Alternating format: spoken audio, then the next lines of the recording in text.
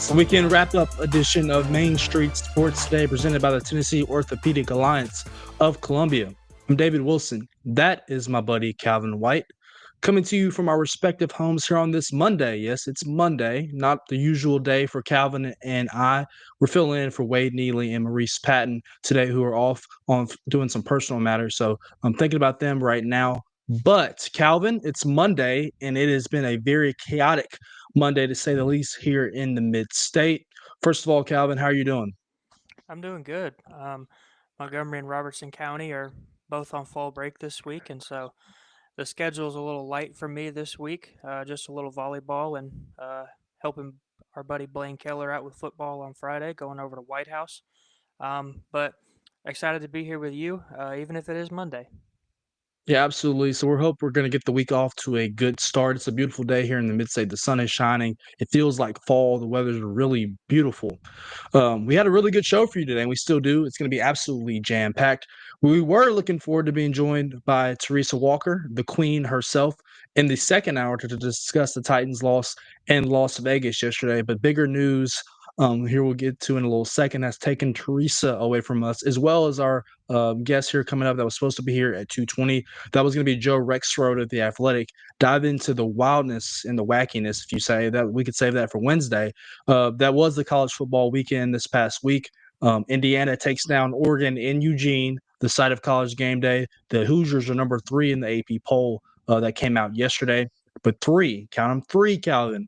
College football coaches found the pink slip this past weekend, including James Franklin up at Penn State. Has been there for 12 years, one of the longer tenured head coaches in college football. He got this weekend after Penn State dropped its third straight game and second game in a row in which it was over a 20-point favorite. This past weekend, it was against Northwestern. A week ago, it was out in Pasadena against UCLA. Also here locally, for those of you here in the Mid-State, you're very familiar with Trent Dilfer, who spent time at Lipscomb Academy, led the Mustangs to a state championship. He was dismissed this past weekend at UAB. And then out in Oregon, at Oregon State, Trent Bray was fired after, the Beavers are still winless on their season several weeks into the season. So it's been very chaotic, to say the least. And then the big news that has taken Joe and Teresa away from us today and had to kind of send us scrambling was the Titans have announced just within the last hour that head coach Brian Callahan has been fired after yesterday's 20-10 loss in Las Vegas. Chad Brinker made the announcement on social media through the Titans X account. The Titans, I would assume, have a press conference lined up this afternoon at some point to talk to the media that has Joe and Teresa taken away from us here very shortly.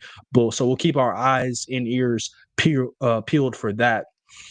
Ooh, Calvin, that was a lot. It's been, as I kind of described, a very hectic weekend to be not even towards Halloween yet. And we've had 4 coaches, whether professionally or collegiately, just this weekend fired. So it's been a lot going on.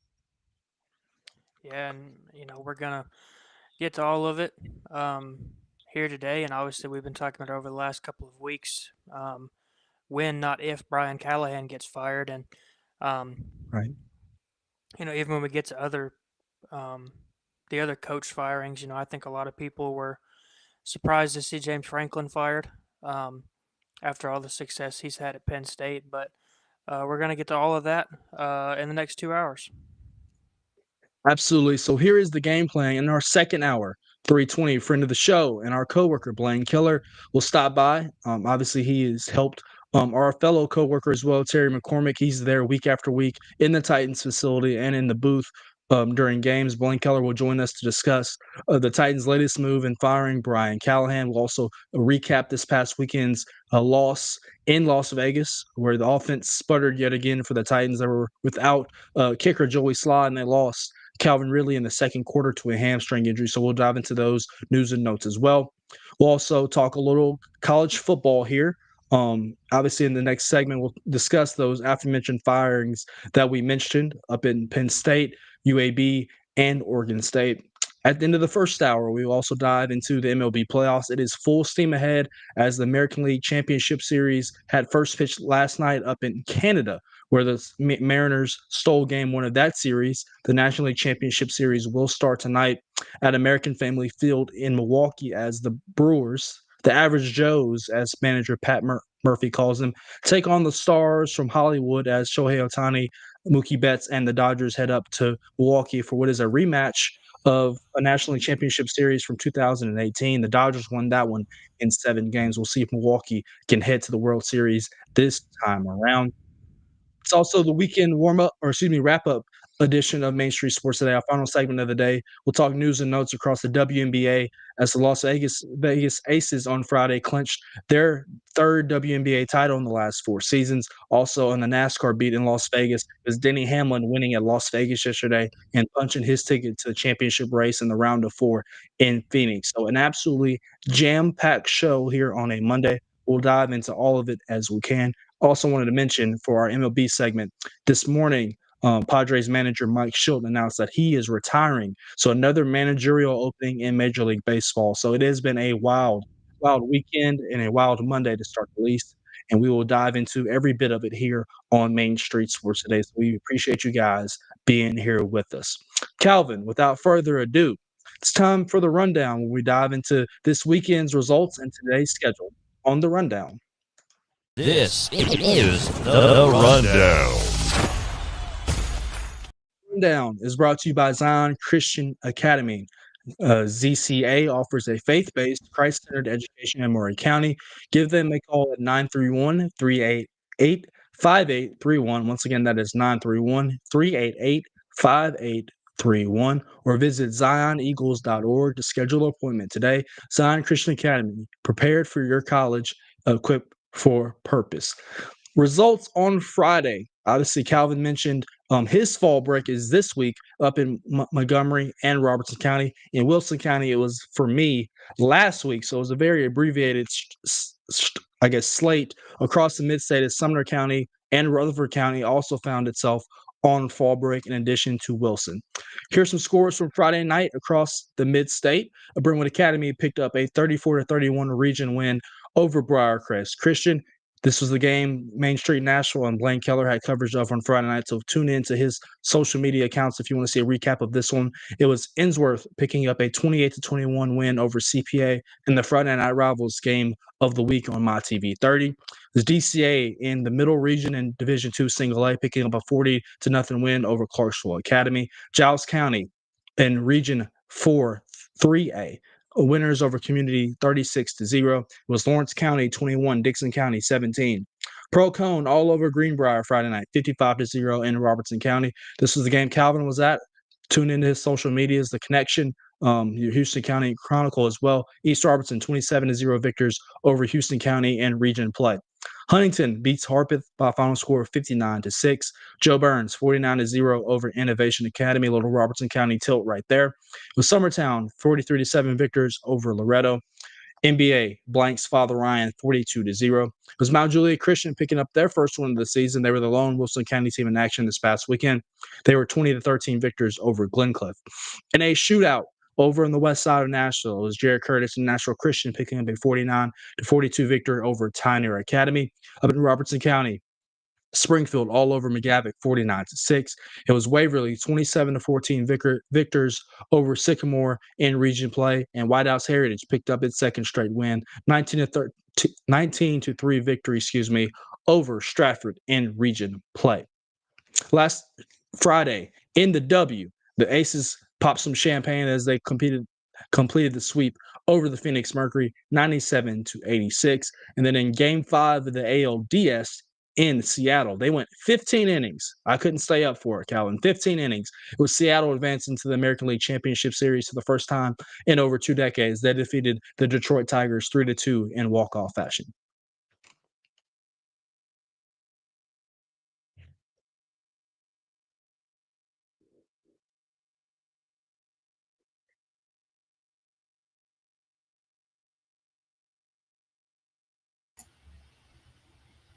Are you muted? Well, Calvin, I think you're muted.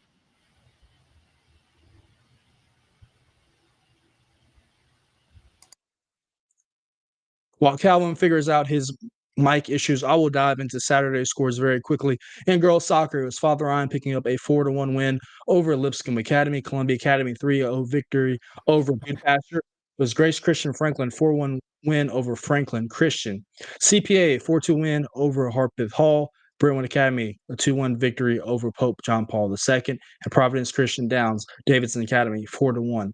College football here locally, Southeast Missouri State, 28-12 victory over Tennessee State. It was University of Tennessee picking up a 34-31 win over the Arkansas Razorbacks, who made the trip to Neyland Stadium. It was Eastern Kentucky, Austin P 34-20. In Major League Baseball, Game 5 of the National League Division Series, it was advancing to the NLCS with a 3-1 win over the Chicago Cubs. In the NHL, it was the Utah Mammoth, defeating the Nashville Predators in overtime 3-2. On Sunday in the NFL, as we mentioned, it was the Las Vegas Raiders picking up a 20-10 win over the Tennessee Titans, who have since fired head coach Brian Callahan 6 games into his second season here in Nashville. In Major League Baseball, as I mentioned last night, Seattle steals Game 1 of the American League Championship Series 3-1 up in Toronto. Calvin, are you back? Can you hear me now? Yes. You're going to hit us with the volleyball schedule for this afternoon.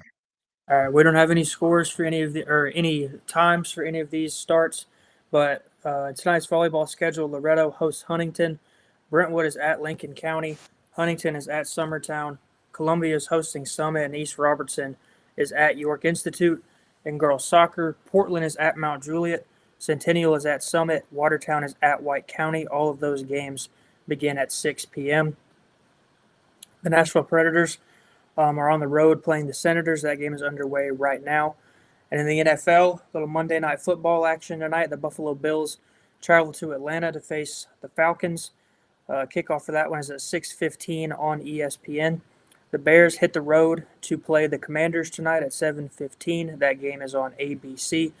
And tonight, in the MLB postseason, the Mariners and Blue Jays will play Game 2 of their series. First pitch for that game is at 4:03 on Fox. And the Dodgers travel to Milwaukee for Game 1 of the NLCS. First pitch for that is at 7:08 on TBS. Ladies and gentlemen, those were your scores. That was your schedule. And that concludes today's rundown.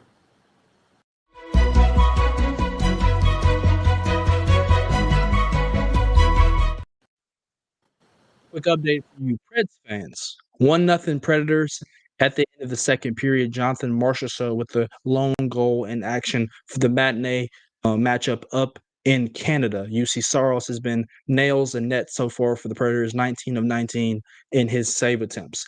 Our top story today, brought to you by the good folks over there at Piggly Wiggly and Neely's Mill in Columbia. They serve daily lunch options from 11 a.m. to 6 p.m. They also offer hand-cut meats and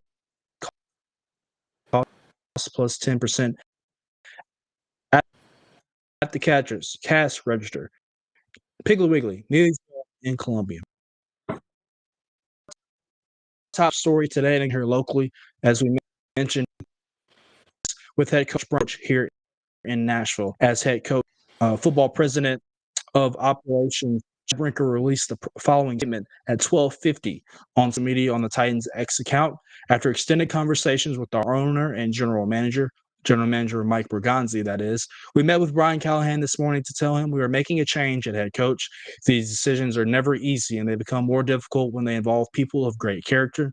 We are grateful for Brian's investment in the Titans and Tennessee community during his tenure as head coach. We thank him and his family for being exemplary ambassadors of the Tennessee Titans. While we are committed to a patient and strategic plan to build a sustainable winning football program, we have not demonstrated sufficient growth. Our players, fans, and community deserve a football team that achieves a standard we are not currently meeting, and we are committed to making those hard decisions necessary to reach and maintain that standard. Brian Callahan was 4-19 during his tenure here in Nashville. So obviously, Calvin, this is something that we have talked about ad nauseum, both on this show, in our day-to-day conversations as sports writers and as fans of here in the Mid-State. So Brian Callahan, 6 games into his second season, has been fired and let go by the Tennessee Titans. And it's funny, the timing, Calvin, before the Patriots and Mike Vrabel, the former Tennessee Titans coach, they come to Nissan Stadium this weekend. So it seems like the Titans are getting ahead of this thing. Yeah, and like I mentioned at the top of the show, ever since the very first game, it felt like when, not if, the Titans were going to fire Brian Callahan unless they somehow, with a miracle, found some way to turn this thing around. And outside of getting a game gift wrapped to them from the Arizona Cardinals, the Titans have just not shown any sign of making any move whatsoever in the right direction. The roster is bad. The head coach was bad. And the Titans right now are competing with the Jets for the number one pick. It looks like. I know we're only 6 games in, but those two are by far the two worst teams in the NFL. Probably can throw the Saints in there as well. But to be fair, I guess it's a good thing for Brian Callahan. They probably saved him some embarrassment from getting his butt kicked by Mike Vrabel next week and then getting fired. I think it would look a lot worse if he just got run into the ground by Mike Vrabel and then they decided to fire him. But we still haven't seen who they've named the interim head coach. Hopefully Blaine can give us a little bit of insight on that later. But right now the Titans are just in a bad spot, and there's no sign that it's going to get better anytime soon. Yeah, I mean, the word is dysfunction, Calvin. We think about just the moves that they have made over the last several years. The first to go was John Robinson after the loss up in Philadelphia, which seemed like a very reactionary move by Amy Adams Strunk. Obviously, A.J. Brown did a lot of good work on the field for the Eagles that day. And obviously, the lack of Traylon Burks, being a superstar or just let alone a quality player has also, kind of put circled that moment in Titans history where these things kind of started, where the wheels proverbially fell off the bus.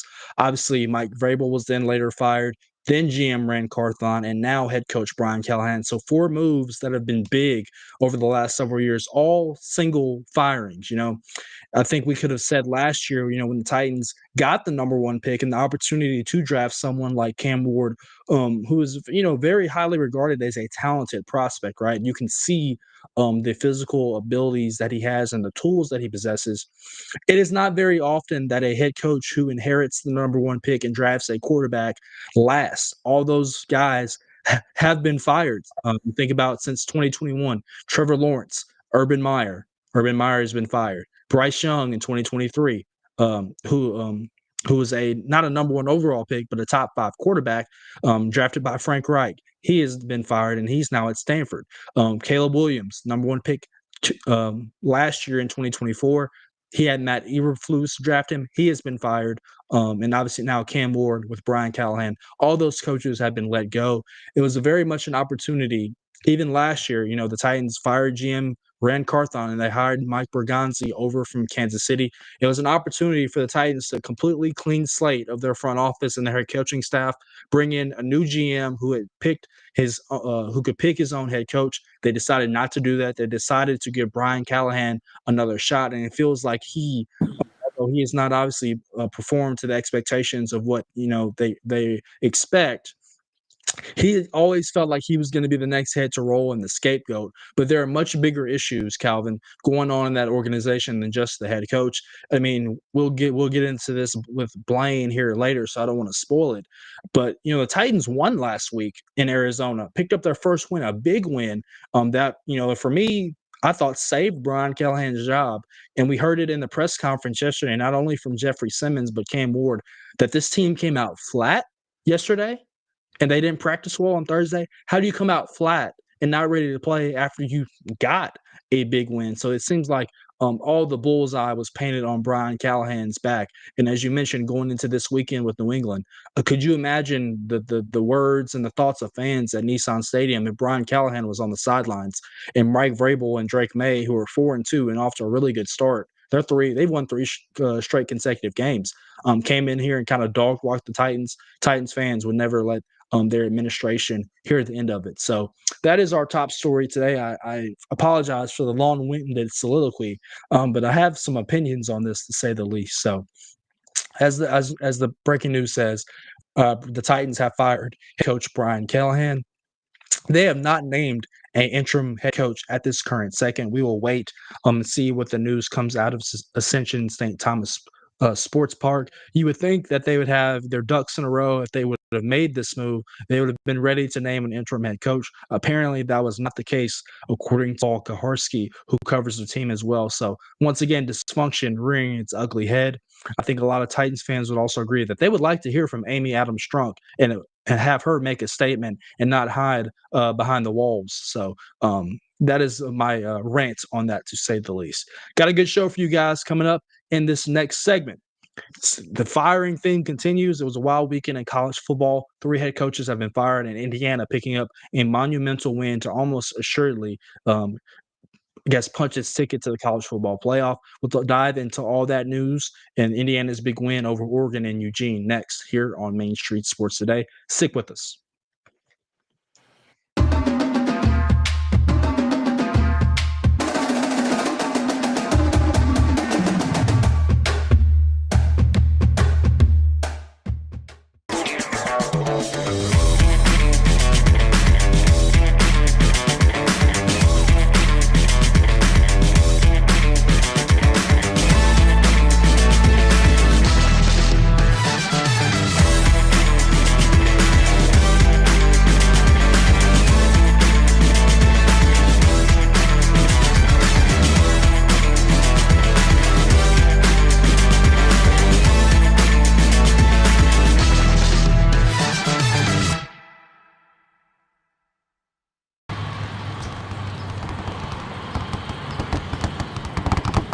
The winning just got closer. All new Sportsbook, the latest gaming machines, live horse racing, and more. The Mid-Gaming Hall, Kentucky Downs. Winning just got closer. Deep in a forest at Nashville Zoo, new creatures here for you to view. Phantoms.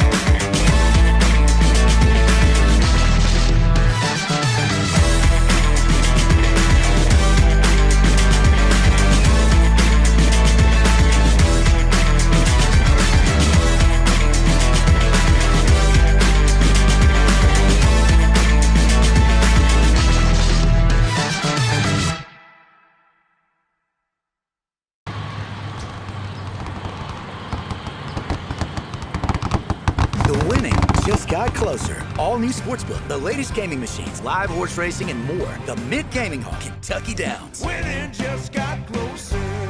Deep in a forest at Nashville Zoo, new creatures here for you to view. Phantoms graced in black and white swing high in trees of dappled light. In rocky crags, tall and steep, small antelopes with nimble feet. A wise old man with beard of white, a sentry perched on stony height. Amidst it all, a hunter lies, with coat of gold and steely eyes. A new adventure just for you.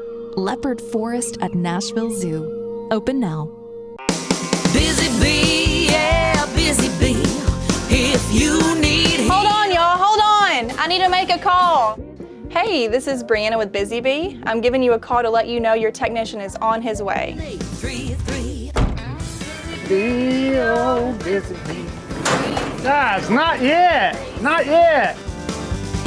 Busy bee, oh, Now I'm busy ready, bee. guys. Call 775-7833. Custom Stone Handlers supplies over 600 distributors and suppliers with quality stone products. Along with Riverstone, we produce and distribute over 100 building, landscape, and other bulk products. Our goal is to provide quality products, service, and partnerships to ensure our customers' success. We firmly believe the measure of any person or company is how you treat other people and customers. Give them a call at 931-490-4990 or visit CustomStoneHandlers.com.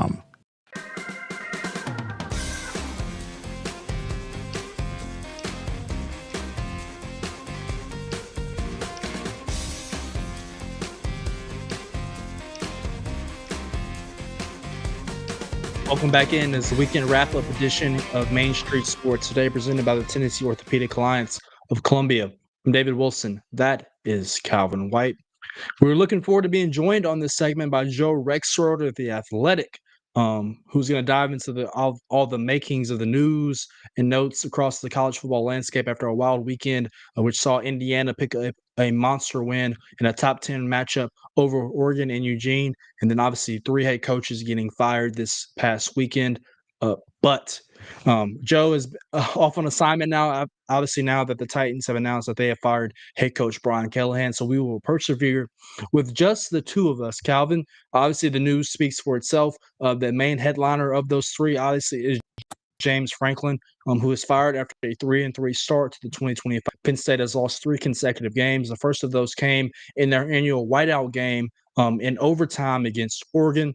They proceeded to lose in Pasadena as a 20-plus point favorite to previously winless UCLA, and they backed it up this weekend with a loss as another 20-point favorite over Northwestern. Franklin leaves State College with a 104-45 record since 2014. He is 128-60 overall as a head coach, which also included his 3-year stint here locally at Vanderbilt, where he was 24-15. Penn State has announced that Terry Smith will serve as his interim head coach for the rest of the season. And before Calvin, I just toss this over to you to get your quick thoughts. Penn State AD Pat Kraft released the following statement. Penn State owns an enormous amount of gratitude to Coach Franklin, who rebuilt our football program into a national power. He won a Big Ten championship, led us to 7 New Year's Six bowls, and a college football playoff appearance. However, we hold our athletics program to the highest of standards, and we believe this is the right moment for new leadership at the helm of our football program to advance us toward Big Ten and national championships. So, Calvin, obviously, not the ending that we saw coming for this Penn State team in 2025 and 2026. They started the year 3-0 against obviously some inferior opponents, to say the least.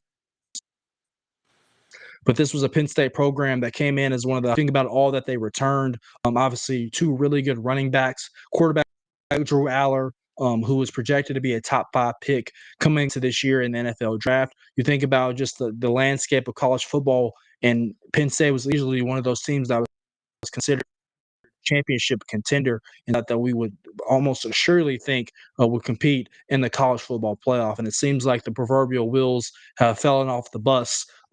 Second time I've said that, but it's true. No, I don't think anybody had James Franklin getting fired before Halloween on their bingo card, Calvin.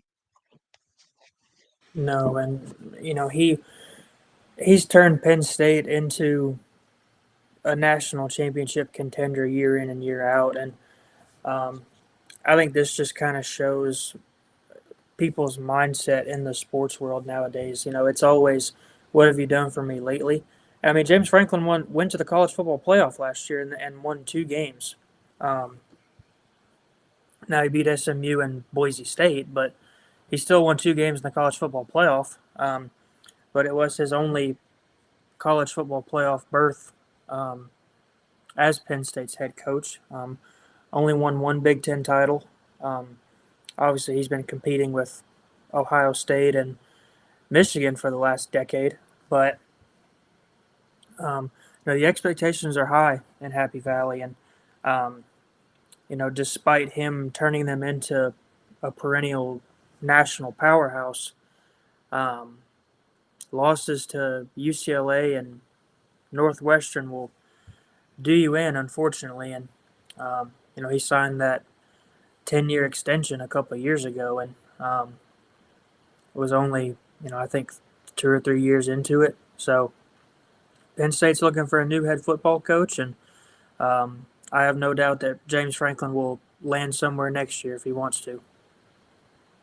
I don't know if he wants to, Alvin. I mean, if you look at the buyout, according to Pete Nakos of On3 Sports, this buyout is upwards of $50 million that Penn State will be forced to pay James Franklin. Right now, the actual amount is $48.6 million that is owed to James Franklin. It would have dropped $8 million each year. So obviously, they are more willing to pay the buyout, which has become more normal nowadays. We about the buyout that Texas A&M made several years ago when Jimbo Fisher got fired. It was upwards of $30 million more than that. So money obviously is very prevalent in college football and sports right now. So you know what was regarded for James Franklin is, as we told you, the record. I mean, he has a great, but his problem was his inability to win the big game, and that is what he's become known for, is Penn State not being able to beat Ohio State often, not being able to win the games against Oregon that mattered. James Franklin was 4-21 at Penn State against top 10 programs in the country. And when you're Penn State and you have the resources that you have, you don't want your record to look like that. So that is, kind of the cause of. He's a great football coach, but when you can't win the big game, those uncertainties come about yourself. And then when you follow that, losing to, like you said, a winless UCLA team, he's looked better since their head coach got fired and they moved to an interim. And then you lose to Northwestern at home as a 20-point favorite. The crowd and the haters, per se, become even more boisterous, and it's time to go. So, James Franklin has been one of the most consistent coaches in college football over the last several years. His win percentage says itself. He's top 5 in win percentage over the last 3.5 to 4 years. But Penn State is obviously going to move in a new direction, Calvin. So I transition to that in saying they had to have a guy that is on their radar, to say the least. There's a lot of great college football coaches that are having some really good seasons. We will mention them here in just a second. Indiana defeated Oregon this past weekend, and Kirk Cignetti has to be a guy, Cal, that Penn State at least considers, with having the Hoosiers at number 3 in the top 25 poll and leading them to the playoff last year. It seems like Kirk Cignetti is obviously the number 1 coach on a lot of people's boards and a lot of people's eyes that Penn State could eventually try to poach from one Big Ten program to another. Yeah, I'm reading the story here from ESPN. They have 5 candidates that could potentially be Penn State's head coach. They list Nebraska head coach Matt Rule, Kurt Cignetti. Who's an alumni? Yeah. Iowa State head coach Matt Campbell, Duke head coach Manny Diaz, and UNLV head coach Dan Mullen. Now, just based on what they've done recently, I would agree that Kurt Cignetti was probably the front runner that everybody's going to be trying to go after. Everybody that has a head coach opening at least, but Dan Mullen's a historically successful head coach. Matt Rule, hasn't been great at Nebraska, but he's a guy that has college experience. He's coached in the NFL, an alum, like you said. But Kurt Cignetti probably the front runner by far out of that group. Yeah, and you mentioned you're reading a report from ESPN. I'm looking at On3 Sports, and someone locally here that has been added to this list that Vanderbilt fans will maybe get some PTSD from. Obviously, Clark Lee has been mentioned, obviously, for somebody that Penn State potentially might go after. Obviously, James Franklin was at Vanderbilt before leaving to go to State College. I just think the difference here is Vanderbilt. Obviously, Clark Lee is home here in Nashville. He is a Vanderbilt alum, but obviously, when you are doing things like Clark Lee is doing at Vanderbilt with the resources that they have, they're 5-1 and the number 17 team in the country. You think about what Kurt Cignetti is doing at Indiana with the resources that he has there. You would think that they could translate that success over to Penn State, which has a multitude of resources. Another coach that On3 Sports is reporting that could potentially be on the hot board for Penn State is Missouri head coach Eli Drinkwitz. Obviously, the Tigers lost this past weekend in Como to Alabama, but Drinkwitz has done a really good job out there, adding stability to that program. You have to think, Calvin, Penn State is one of those top 10 jobs in the country. So obviously the resources and the alumni and the budget speaks for itself. So we will see who the Nittany Lions target and who they go after. They're going to get a head start here. Obviously, this is going to have ripples effect. Hayes Fawcett of On3 Sports kind of mentioned just the domino effect on recruiting that this has. They've had several commits go ahead and decommit. So all of that will be worthy of keeping an eye on. We'll stay in the Big Ten. We mentioned this past weekend, it was College Game Day out in Eugene. a top 10 matchup between previously number 7 Indiana and number 3 Oregon. And it was Indiana on the road picking up a 30-20 win over the Ducks. Fernando Mendoza, who is definitely a Heisman contender, was 20 of 31 passing for 15 yards, a touchdown. He also threw a pick six. Roman Hemby had 19 carries for 70 yards and 2 touchdowns as Indiana pulls away late. This was a slugfest of a game that was closer than what the score indicated. Indiana remains undefeated and, inches closer. Looking at their schedule, almost guaranteeing themselves. Now, they do have to play Penn State later in the year, but almost guaranteeing themselves an opportunity to play in the college football playoff. Oregon quarterback Dante Moore was intercepted twice by the Indiana defense. He was just 21 of 34 passing for 186 yards. Calvin, I know you said you may not have had the opportunity to catch this game, but it does say a lot about Kirk Cignetti. I remember when he had his, one of his first press conferences at Indiana. He said, "All I do is win. Google me." And he's definitely lived up to that hype. He's not one of short of confidence, and he's proven it. Taking them to the college football playoff last year, they lost to Notre Dame in the first round, but it seems like they're well on their way to heading back to there yet again. Yeah, and he's just proving that last year wasn't a fluke. They've got a legit quarterback in Fernando Mendoza. He's, I haven't seen any updated list, but he's probably the front runner for the Heisman, I'd have to guess. And their defense held Oregon to 20 points. Oregon's usually one of the best offenses in the country. They've usually got guys everywhere that can make plays. And Indiana, they not only look like a contender for the college football playoff, they look like a contender for the national championship. Yeah, absolutely. Really, they only held them to 13 points. Like I said, one of those touchdowns came via pick six that Oregon got off Mendoza. So Indiana moved up to number 3 in the poll, as I mentioned. They will look to keep it going this weekend, I believe, as they face Michigan State. And other coaching news across college football, we mentioned obviously James Franklin being let go by Penn State. Oregon State, according to ESPN's Pete Thamel, has fired head coach Trent Bray following the Beavers' 0-7 start to their season. Bray went 5-14 in a season plus with the team. He took over for head coach Jonathan Smith, who departed the program for Michigan State ahead of the 2024 season. So Oregon State obviously not getting it done.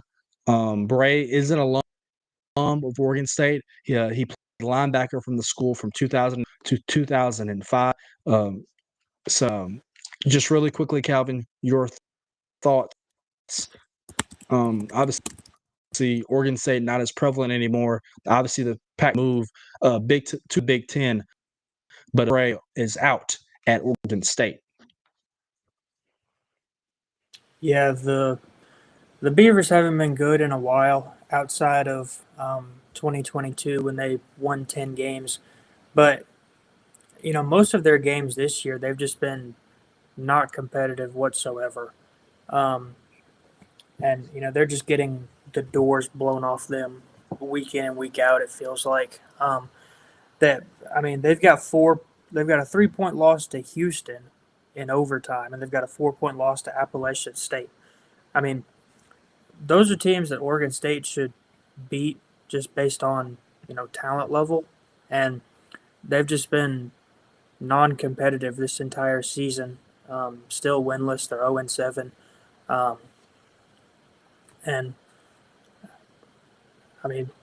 It feels like with Brian Callahan, kind of the same kind of situation, not if, but when.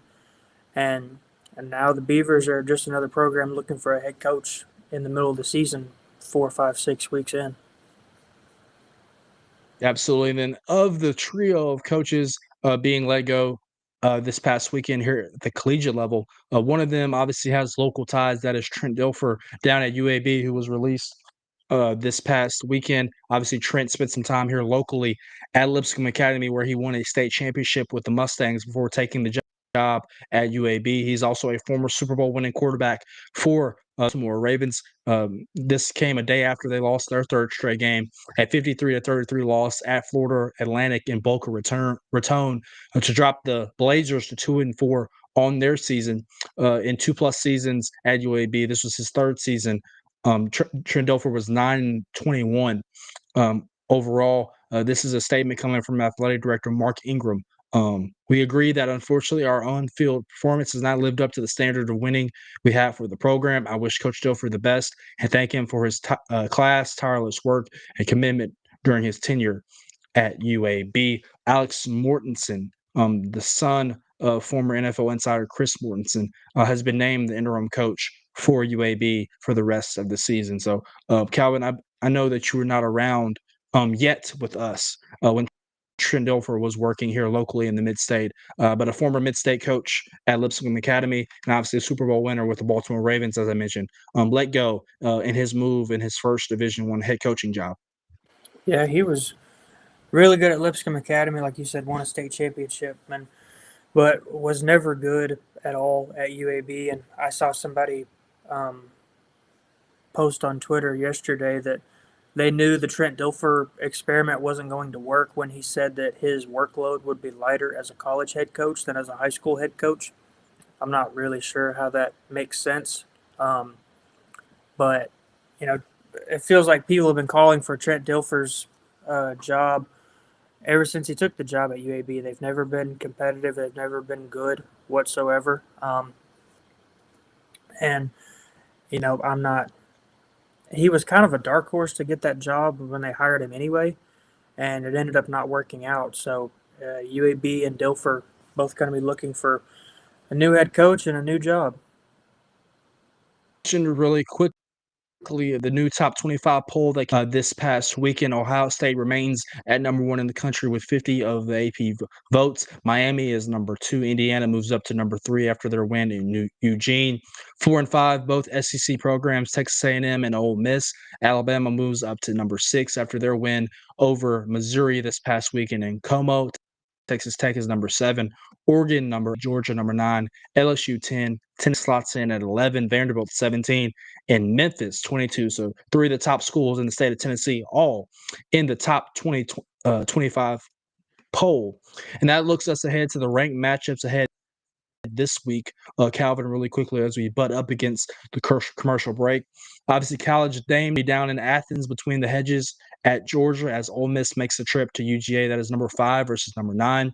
Here locally in Nashville, LSU, who's number 10, makes the trip to Music City for an 11 a.m. kick at Vanderbilt. It's the third Saturday in October. That means Tennessee at Alabama, number 11 Vols taking on the number 6 Crimson Tide.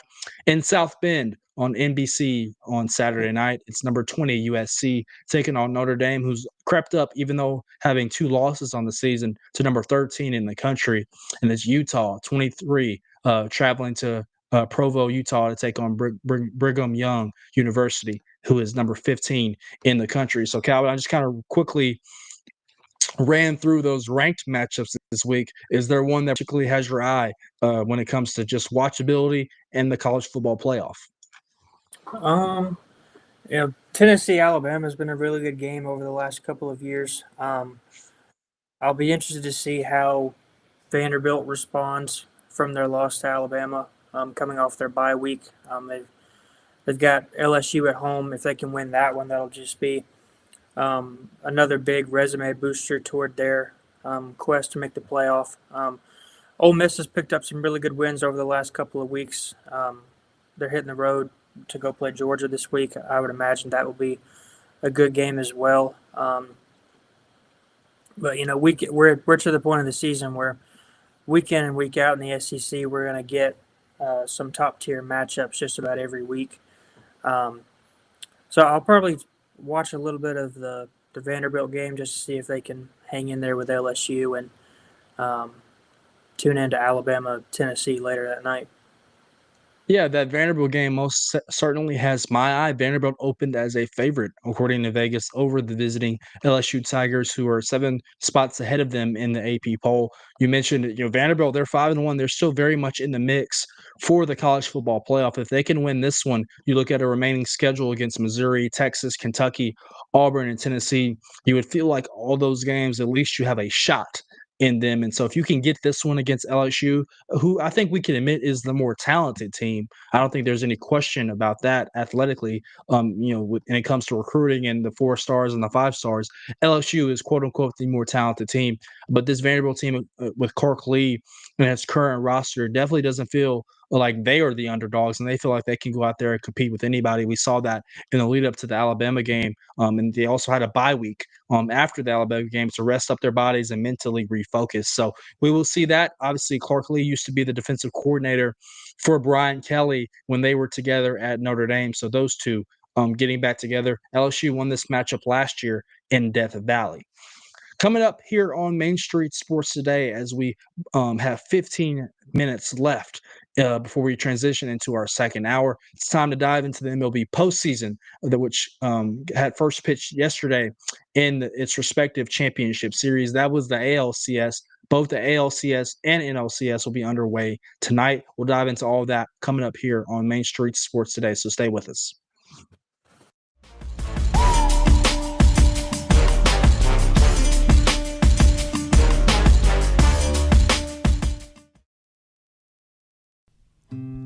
Columbia Power and Water Systems is dedicated to bringing our customers reliable, local service. Whether you're turning on a light switch, your faucet, or streaming on TV, our dedicated team members from here in Murray County work every day to keep you on. If you need us, call us 931-388-4833 or visit cpws.com. CPWS, local service, local support.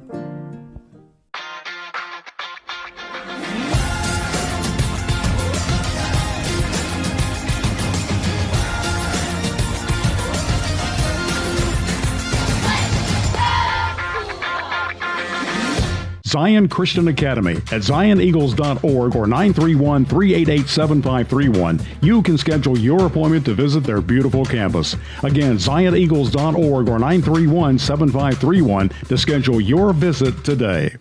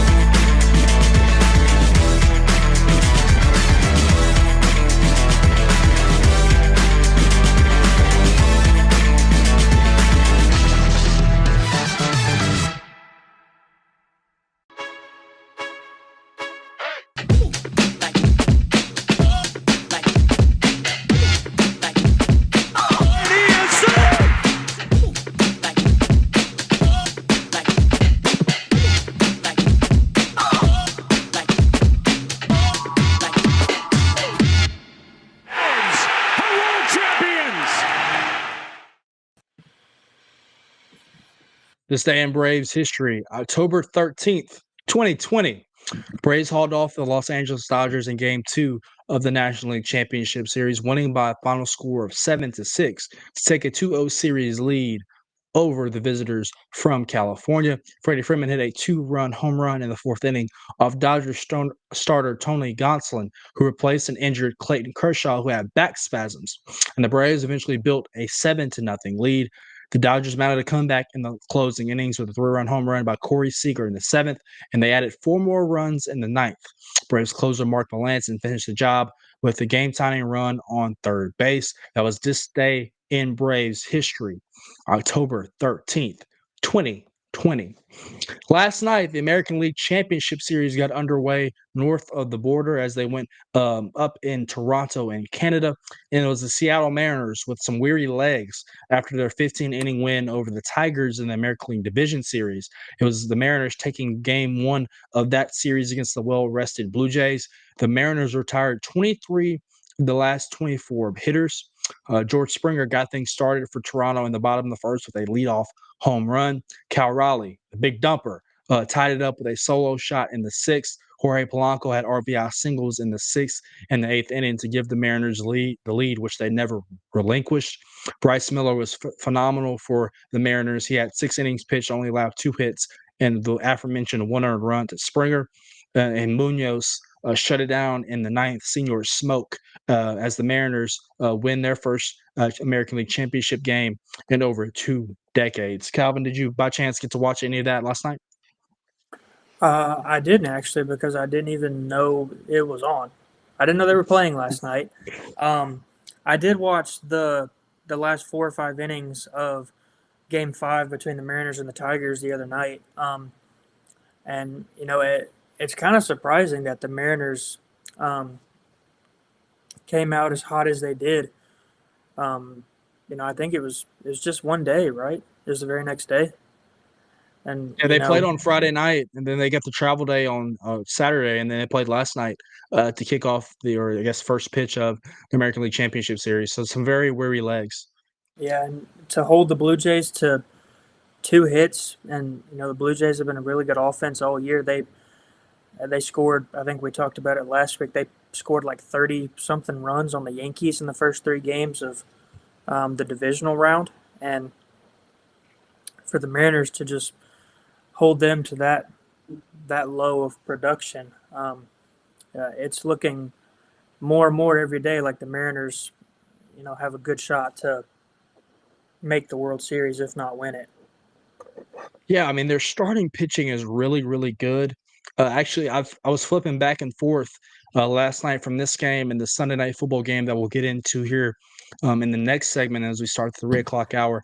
Flipping back and forth between this one and the Detroit Kansas City football game on NBC.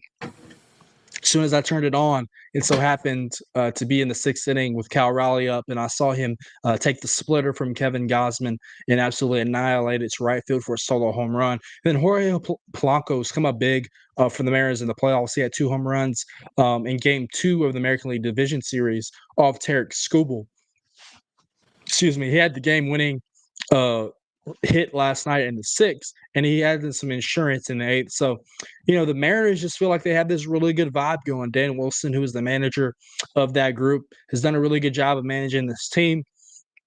They will look to take a 2-0 series lead here shortly at the 4 o'clock hour in Game 2 in the Rogers Center in Toronto. 2 really good pitchers going at it in Game 2 of that series. Logan Gilbert, who is 1-0 this postseason with a 1.13 ERA. He came in relief the other night in Game 5 as the Mariners and obviously the Tigers just absolutely emptied their pitching staff, obviously in a win-or-go-home scenario. Logan Gilbert, he will be opposed by Trey Savage, who is 1-0 this postseason as well. He has not given up an earned run, so I'll knock on wood for him this postseason. He struck out 11 batters. So it should be a really good pitching matchup north of the border this afternoon in Game 2. What's going to be a really entertaining American League Championship Series, and one that I feel might go 6 or 7 games. It feels like those 2 teams are very much evenly matched and will give us one of those classic series that you hope to see as a sports fan. The National League Championship Series will get underway tonight as well. That is Game 1 up in American Family Field as the Milwaukee Brewers, who have the best record in the National League, host the visiting defending World Series champion Los Angeles Dodgers. Game 1 of that series, 7:08 Central Time on TBS. That is the first pitch. That is Blake Snell getting the ball, Snellzilla as they call him, for the Dodgers. He is 2-0 this postseason with a 1.38 ERA. Calvin, really quickly, if you could look up for me with my phone aside, who is pitching for the Brewers tonight? They were undecided as of last night, early this morning. So as Calvin does his research on that, this is yet another championship appearance between these 2 teams in the National League Championship Series. The Dodgers won the NL pennant 2018 over the Brewer Crew in 7 games. This is their 3rd postseason appearance. LA also swept Milwaukee in the Wild Card Series in 2020 as Calvin is feverishly researching, and I believe he is ready to go. Have the Brewers announced a starter for tonight? Tonight will be Blake Snell for the Dodgers versus Aaron Ashby. Ashby's 0-0 with a 5.79 ERA and 4 strikeouts this postseason. Right. So we will see, obviously, with Aaron Ashby, former Nashville Sound, how much of a leash he gets from manager Pat Murphy tonight. Obviously, the Brewers had a winner-take-all game with the Cubs this past weekend, I believe on Saturday. That was on Saturday, where Milwaukee won their National League Division Series over the Cubbies. So obviously they're pitching maybe not as lined up as the Dodgers, who sealed things earlier, I guess in the middle of last week against the Phillies in a wild game in Chavez Ravine. Calvin, just some storylines you're looking forward to in that series, which should be really good. The Brewers swept the season series over the Dodgers, so it seemed like they had their number in the regular season. We will see whether that carries over to the postseason.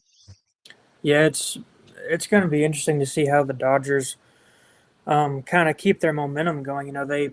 They locked up the series with the Phillies pretty early. The Phillies were one of those teams toward the stretch down the last couple of weeks of the regular season that were competing for the best record in baseball, and the Dodgers made quick work of them in 4 games.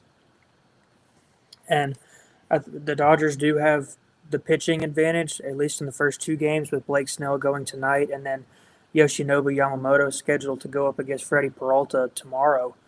And they're probably, I think the Dodgers are probably the more explosive offense, just in terms of hitting home runs. The Brewers don't hit a lot of home runs, but we saw what they did to the Cubs those first couple games, and just got base hits everywhere and scored runs in bunches during that series. So on paper, it looks like a pretty even matchup, but I do think the Dodgers have the pitching advantage. And we all know that in the playoffs, especially, pitching is what puts rings on your finger. Yeah, absolutely. I was listening to MLB Network this morning as I got dressed and en route to the gym. And I believe these are both 2 of the top 3 run scoring teams in Major League Baseball this year. The Dodgers, I believe, hit 70 more home runs this regular season than the Brewers, but they only scored 19 more runs total. What does that tell you? The Brewers just find a way to manufacture runs that, without the benefit of the home run, they can steal bases. They're a very fast and twitchy team. You think about guys like Bryce Terang, Jackson Churio, that can really run. They play fundamental small ball baseball, and as I mentioned in the open, Pat Murphy has called these guys just a bunch of average Joes. There are no superstars, quote unquote, on the Milwaukee Brewers. They have a bunch of really good players. You think about Christian Yelich, you think about William Contreras behind the plate, you think about Jackson Churio, who is a budding superstar. You think about former Nashville Sound, Bryce Terang, former Nashville Sound, Andrew Vaughn. They just have a bunch of guys that play really well together, and obviously they're opposed by the defending World Series champion, who have Shohei Ohtani, who's one of the highest paid players in the sport, Mookie Betts, Freddie Freeman, the vaunted starting rotation that the Dodgers have. Obviously, it's a small market team in Milwaukee versus a big market team in the Dodgers, who is not afraid to spend money. So obviously, it feels like a David versus Goliath matchup. So we know Tommy Bryan will be rooting for the Los Angeles Dodgers. So we will see how that one shakes out as it gets underway this evening up at American Family Field. I mentioned the Open really quickly, some breaking news that happened earlier today in the world of Major League Baseball. Another managerial opening has come underway. This one from a playoff team. The Padres announced that manager Mike Shildt is retiring with 2 years remaining on his contract. Shildt said that the grind of the baseball season has taken a severe toll on me mentally, emotionally. The 57-year-old informed the team on Saturday that he would retire. This comes 9 days after the Padres were eliminated by the Cubs in a 3-game wild card series. He said he made the decision on his own accord. Shildt led the Padres to the postseason each of the last 2 seasons. Obviously, last year they had to the National League Division Series before falling to the Dodgers, who went on to win the World Series, as we mentioned. Shildt was 183-1 as a manager. The Padres won 90 games this season and finished second in the NL. He also spent time as a manager in St. Louis from 2018 to 2021, where he won the manager of the National League Manager of the Year 2019 and led the Cardinals to 91 wins in the National League. So Mike Shildt, one of the good managers, Calvin, out in San Diego as he retires. So which it leaves open another availability. Obviously, the Braves have yet to fill theirs, but another quality opening that is, I guess, here this offseason. Obviously, we're still waiting potentially to see if the Yankees and Aaron Boone part ways as well. Yeah, Mike Schultz been around baseball a long time. Wasn't a manager for that long. Wasn't with the Cardinals for very long, and he only spent the last 2 years with the Padres, taking over for Bob Melvin. But the Padres have been really good over the last couple of years. Even going back 4 or 5 years ago when Fernando Tatis Jr. kind of burst onto the scene as a rookie, and like you mentioned, the Padres are just another managerial opening in baseball now. I think there's 4 or 5 teams right now that need a new manager. So the Padres kind of made a flawless transition going from Bob Melvin to Mike Schilt, still being really good, making the playoffs, just unfortunately, competing in that division out there with the Dodgers and the Giants. So we'll see what the Padres do, along with all the other teams that have openings this offseason. Coming up here on Main Street Sports Today, the weekend wrap-up edition. As we hit our second hour, we'll dive into some scores and some results across college football and the NFL this past weekend. We'll also take a preview ahead of Monday Night Football tonight as we have a doubleheader matchup on ESPN and ABC. All that coming up here as we hit the second hour here on Main Street Sports Today, so stick with us.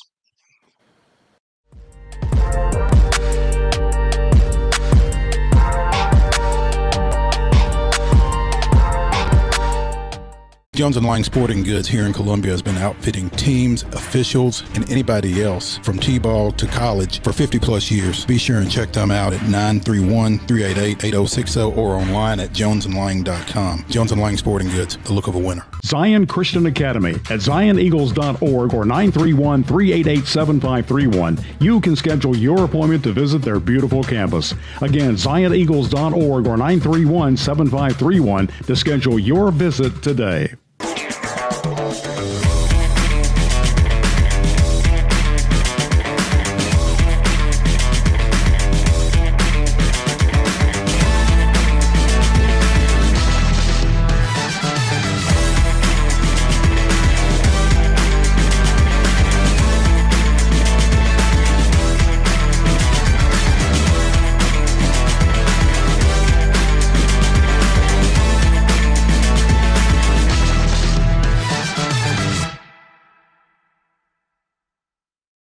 Is your internet slowing you down? It's time for an upgrade. Whether you're at home, working from your home office, or at your business, it's time to unleash the speed you need with speeds up to 1 gig at CPWS for as low as $70 a month. Give us a call, 931-375-7777. Local service, local support, CPWS. Piggly Wiggly, located in Neely's Mill Shopping Center, is Columbia's locally owned and operated Cost Plus 10 grocery store dedicated to serving the community with low prices and smiling faces. Piggly Wiggly offers fresh, hand-cut meats daily, as well as daily hot plate lunches from their deli counter. You're certain to see smiling faces and a helping hand when you're here at Piggly Wiggly. Come by and check out our fresh produce, high-quality meats, and more. Down home, down the street, we'll see you at the Pig.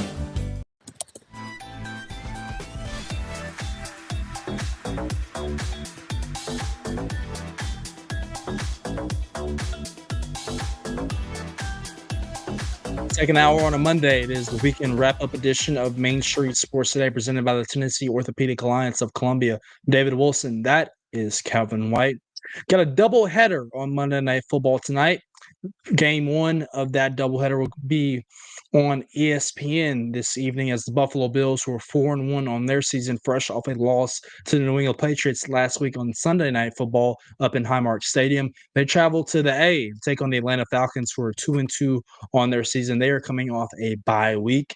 Second game of that doubleheader in the nation's capital, up in the DMV, Chicago Bears, who are 2-2 off their bye week as well, traveling to take on the Washington Commanders and quarterback Jaden Daniels, who they picked up a win last week over the Los Angeles Chargers in LA. You got a battle right there between top two quarterbacks in the 2024 NFL draft. That is Caleb Williams and Jaden Daniels. So, Calvin, that's some really good quarterback matchups tonight. Obviously, in game one, you have Josh Allen and Michael Penix, and then obviously in the nightcap, the aforementioned Williams and Daniels. So, two really good games that are going to be entertaining, to say the least, tonight on Monday Night Football.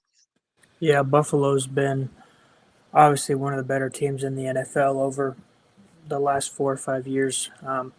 They just haven't been able to, get over the hump that is Patrick Mahomes and the Kansas City Chiefs, and they've been just dominant, just rolling over people the last couple of years.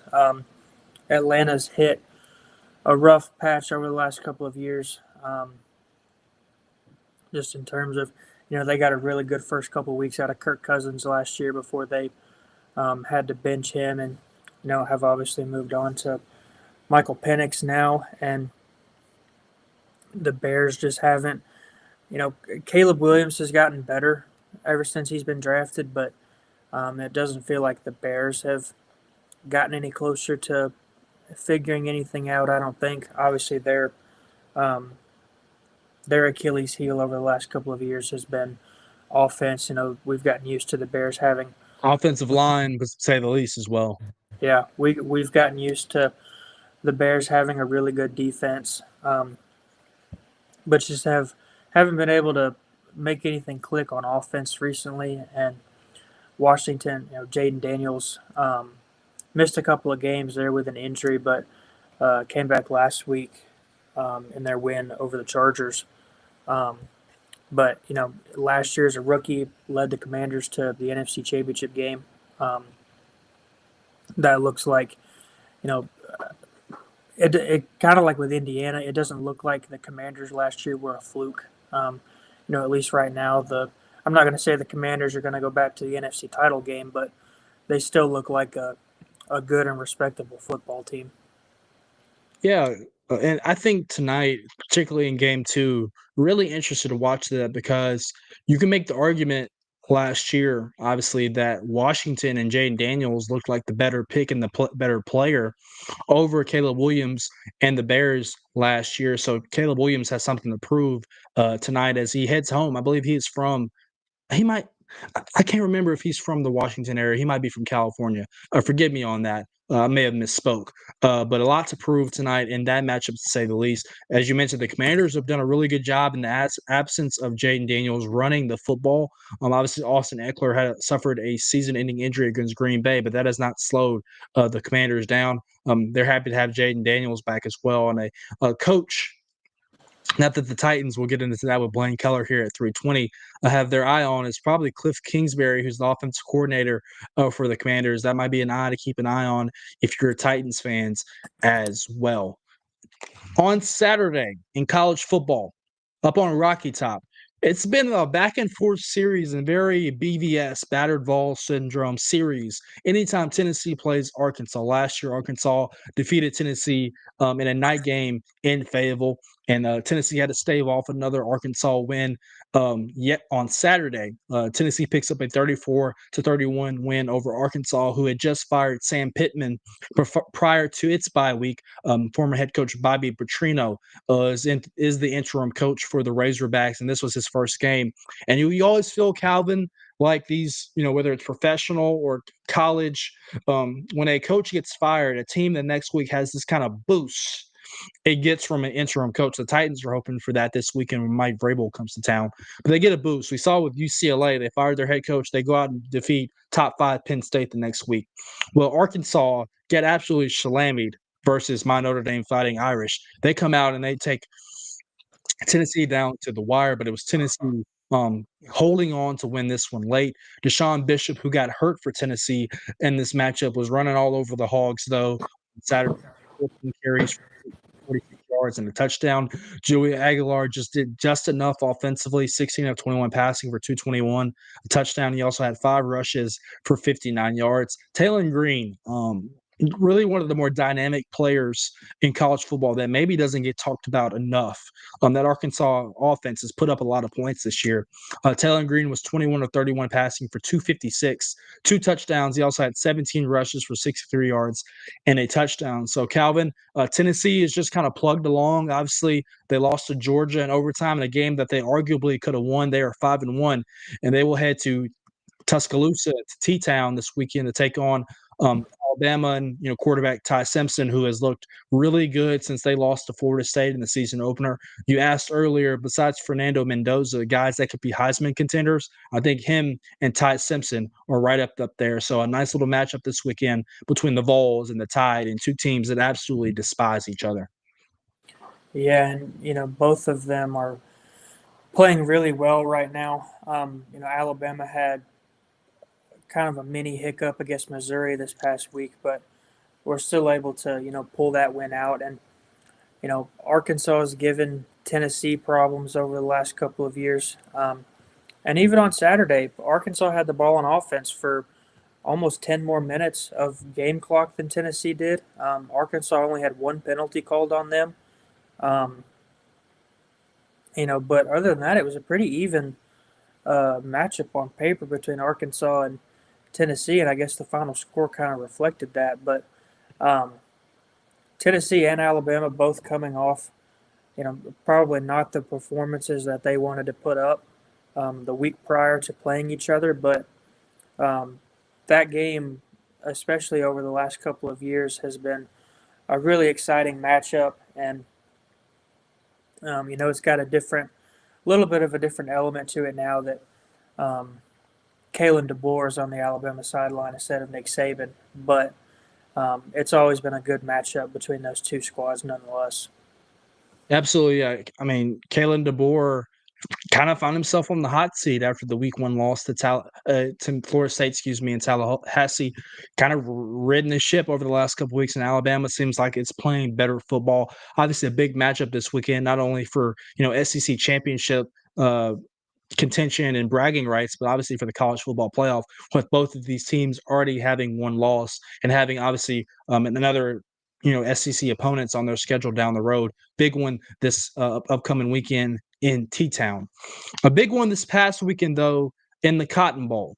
Texas taking on previously top 10 ranked Oklahoma, and it was Texas who had fallen out of the top 25 poll after their loss to Florida in the swamp. It was Texas all over Oklahoma, and returning quarterback John Mateer this weekend. Texas 23-6 win over the Sooners.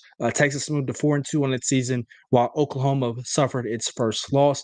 Arch Manning, who has been the subject of a lot of conversation nationally this season, obviously not had the season that he's wanted. I think people anointed him as the Heisman Trophy favorite and the number 1 overall pick, which was a lot of pressure on the young man. Obviously comes with his last name. Arch was 21 of 27 passing for 166 yards and a touchdown. I mentioned John Mateer making his first start after an injury. Did not look like himself. He was one of those Heisman Trophy favorites prior to this performance, as Oklahoma was undefeated on its season. Mateer was 20 of 38 passing for 202 yards, but threw 3 interceptions in this matchup. So Texas, hook 'em horns. They win the Red River rivalry and defeat Oklahoma on ABC on Saturday. Yeah, and I would imagine that John Mateer's injury on his throwing hand was kind of bothering him a little bit. I remember when he first got hurt, they said that was a 3 or 4 week injury, and I think he came back. I think Wade and I talked about this last week. He was scheduled to come back, I think 3 weeks on the dot since it happened. And like you mentioned, threw 3 interceptions, didn't throw a touchdown. Arch Manning, even though he only threw for 166 yards and a touchdown, was probably his best one, or at least one of his better games this season, just in terms of managing the game and getting Texas out of there with a win. And Texas defense held Oklahoma scoreless in the second half. And I think Wade and I also talked about this last week. This would have been a big win for Oklahoma, just in terms of kind of boosting their resume for the playoff at the end of the season. But a banged up John Mateer wasn't enough to get the job done against the Longhorns. Transitioning really quickly to the NFL, we had a big matchup in the 325 window yesterday on CBS. It was San Francisco traveling to Tampa Bay to take on the Bucks, and it was Tampa Bay picking up a 30-19 win over the 49ers to move to 5-1 on their season and drop the 49ers to 4-2. Baker Mayfield was 17 of 23 passing for 256, 2 touchdowns. The Buccaneers intercepted Mac Jones twice in that matchup, although Mac threw for 347 yards. Obviously, there was a lot of injury news and notes in this matchup. Emeka Egbuka, the star wide receiver, rookie from Ohio State for the Bucks, left with a hamstring injury, and the 49ers lost all-pro linebacker Fred Warner to a season-ending ankle injury. But those are two of the best teams in the NFC, a heavyweight matchup in that 325 window. Calvin, moving on really quickly, in the nightcap on Sunday Night Football was the Kansas City Chiefs, moved to 3-3 on their season. They picked up a 30-17 win over the Detroit Tigers, who fell to 4-2. Patrick Mahomes was absolutely sensational last night. 20 of 30 passing for 257, 3 passing touchdown and 1 rushing touchdown. The Chiefs outscored the Lions 17-7 in the second half. Mahomes became the fastest player in NFL history to 300 passing touchdowns, including the postseason. But Calvin, I guess the news from this one, as we butt up against the break, is did you see the fight that happened post-game between Brian Branch and Juju Smith-Schuster? I heard about it, but I did not see it. A little fight, a little skirmish happened post-game between those two. Brian Branch, with the open hand, had a hit to the head on Juju Smith-Schuster. Dan Campbell voiced his displeasure about that to his player, to the press media last night in Kansas City. Said there is no room for that in our game. All right, that was a very quick and a run-through of some news and notes across the world of the NFL. But our buddy Blaine Keller, he's on the on-deck circle. He's a baseball fan. I think the Rangers and the Braves might be playing in the World Series in Cancun. We'll ask him his opinion on that coming up.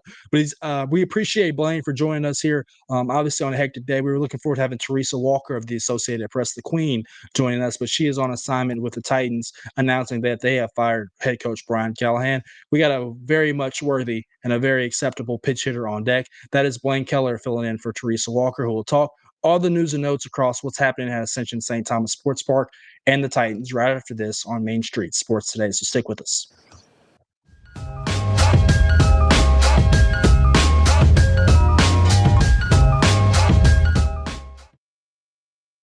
Deep in a forest at Nashville Zoo, new creatures here for you to view. Phantoms graced in black and white swing high in trees of dappled light. In rocky crags, tall and steep, small antelopes with nimble feet. A wise old man with beard of white, a sentry perched on stony height. Amidst it all, a hunter lies, with coat of gold and steely eyes. A new adventure just for you. Leopard Forest at Nashville Zoo. Open now.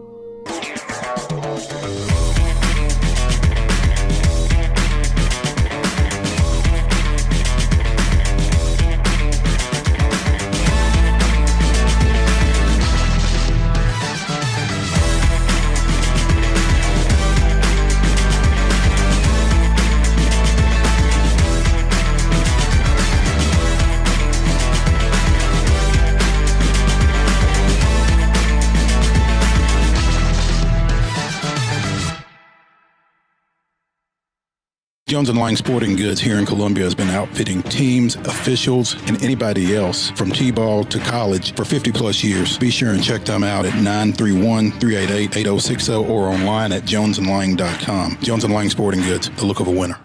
Piggly Wiggly, located in Neely's Mill Shopping Center, is Columbia's locally owned and operated Cost Plus 10 grocery store dedicated to serving the community with low prices and smiling faces.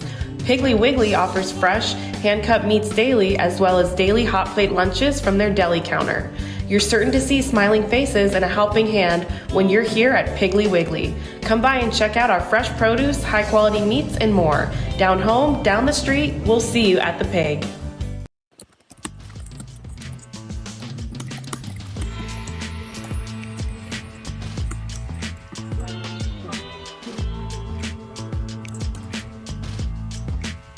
Welcome back in to Main Street Sports Today, presented by the Tennessee Orthopedic Alliance Columbia. I'm David Wilson. and that is my buddy Calvin White. Joining us now, coworker and friend of the show, Blaine Keller, to come in and help us recap all the news and the makings going on at Ascension St. Thomas Sports Park over there in Nashville. BK, how we doing on this Monday here in Nashville? It has been a wild Monday, guys. We recorded our Tennessee Pro Football podcast early this morning, recapping the Titans' loss to the Las Vegas Raiders.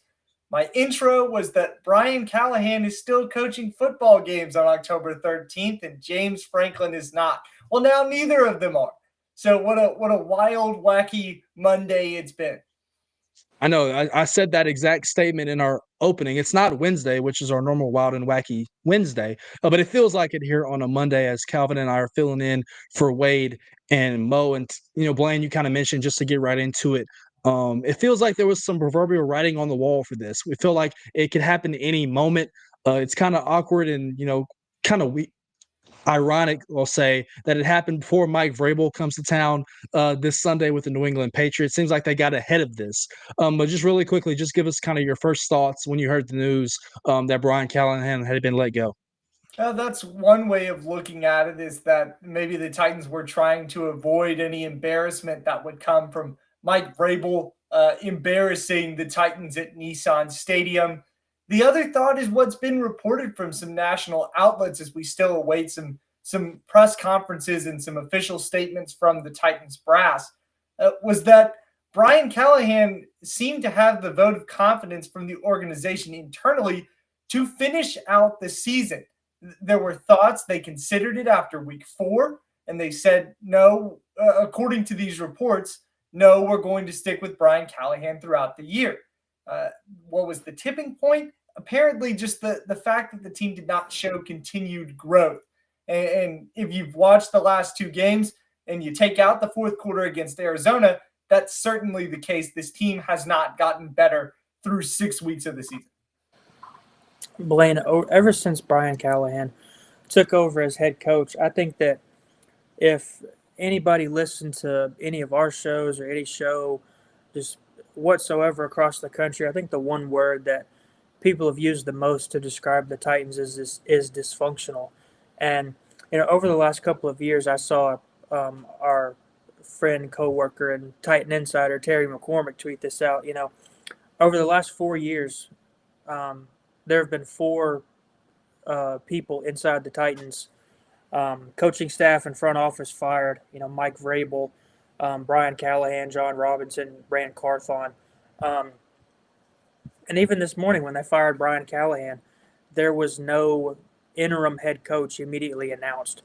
Obviously I would assume they have a press conference scheduled for this afternoon, but, after the first couple of weeks, we saw somebody else take over play calling, Bo Hardegree. Who do you think is going to be the next head coach of the Titans? And, no matter who it is, where do they go from here? Well, first, I think it points to that initial thought of what's being reported right now is if the Titans had named an interim head coach in tandem with the firing of Brian Callahan, this would seem a little more premeditated, a little more orchestrated. The fact that there hasn't been one named yet, and we're still waiting on the press conference to talk about Brian Callahan's firing, seems to lead toward the thought that this was kind of a fast-moving decision that the Titans made. There have been names that have been floated around throughout the past couple of weeks, probably since week 2, if we're being honest, of guys that fans and, callers of sports talk radio want to see take over the team.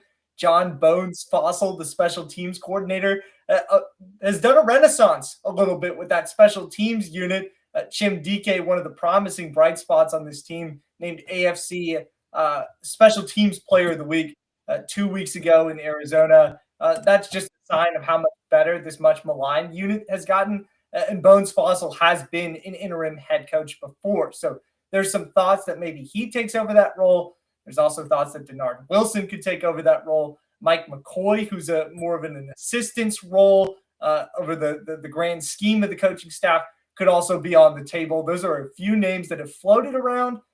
We're assuming that whenever the Titans press conference is announced later today, that interim coach will be announced with it, and that he will speak as he finishes out the year for the Titans.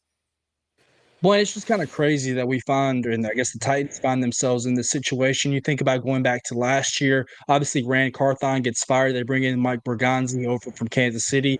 The Titans had a very much an opportunity to kind of reset its organization right then and there. They elected to instead hold on to Brian Callahan and inherit the number one overall pick, thinking that maybe the quarterback could solve the problem. You know, Will Levis was often the scapegoat last year. Obviously, we've seen now that it's just much more than Will Levis that is wrong with this organization.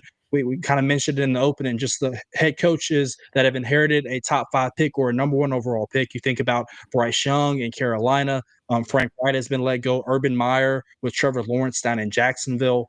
Obviously, Matt Eberflus last year with Caleb Williams in Chicago, and now Brian Callahan and Cam Ward. That marriage of trying to put a coach on a hot seat with a rookie quarterback does not often work out. So, was it kind of surprising to you last year that when they let go of Carthon, although it was his first season, that Brian Callahan did not let go as well? Because you could kind of see the writing on the wall that he was going to have a short lease this year, particularly with Berganzi not being the guy that was responsible for hiring him. Yeah, I thought when I read that ESPN report at the start of this preseason that there was a thought of cleaning out house. That did surprise me a little bit, but at the same time, I thought it made sense to have a new regime across the board, new quarterback, new GM, new coach, have everybody aligned in that same way.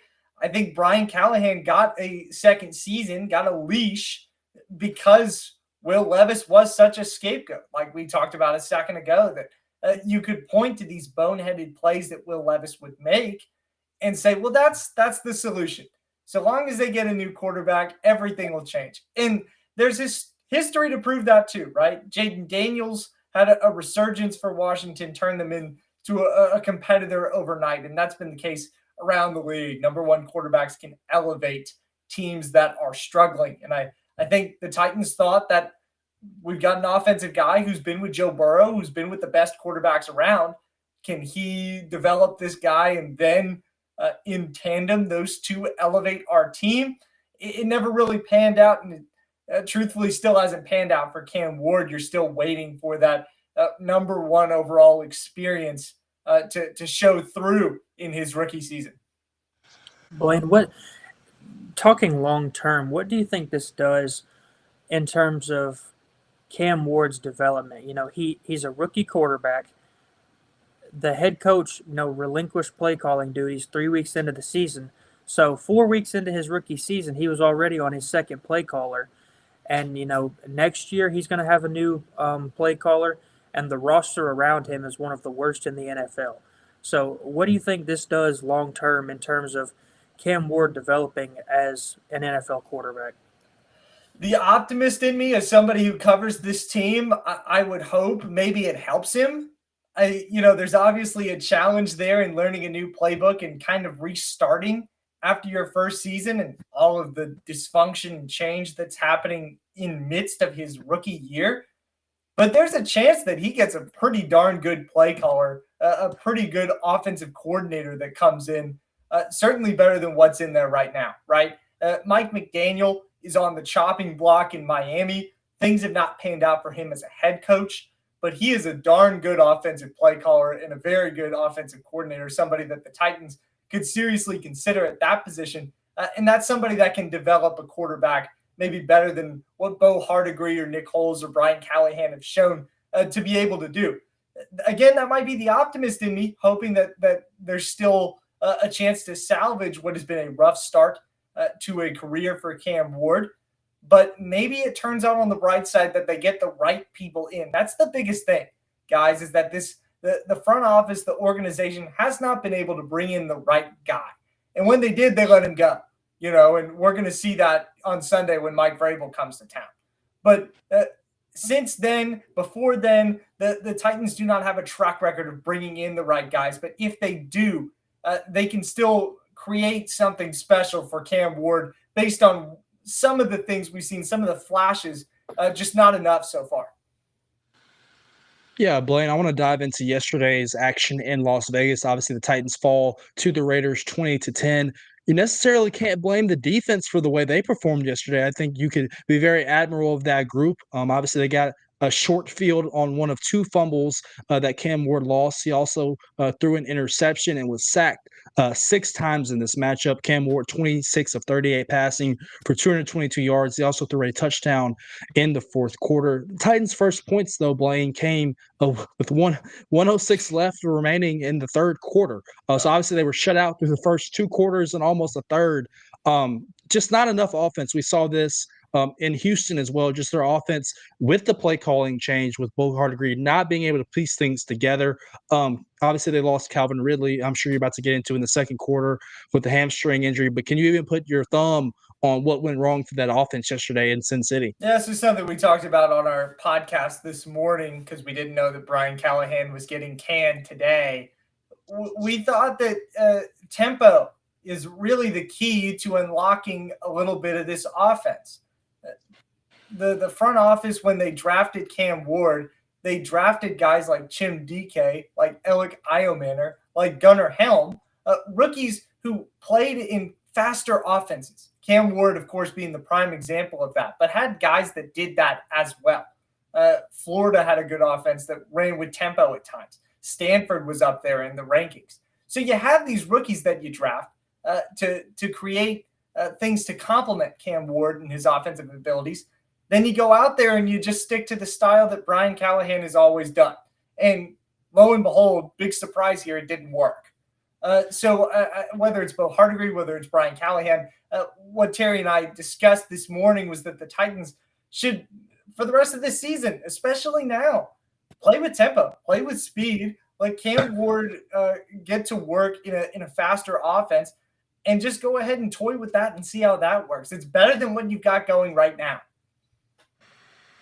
Yeah, Blaine, and just to follow up with that really quickly, it wasn't like this Raiders defense or this Raiders team in general was setting the world on fire. They were a 1-4 football team coming into this matchup as well.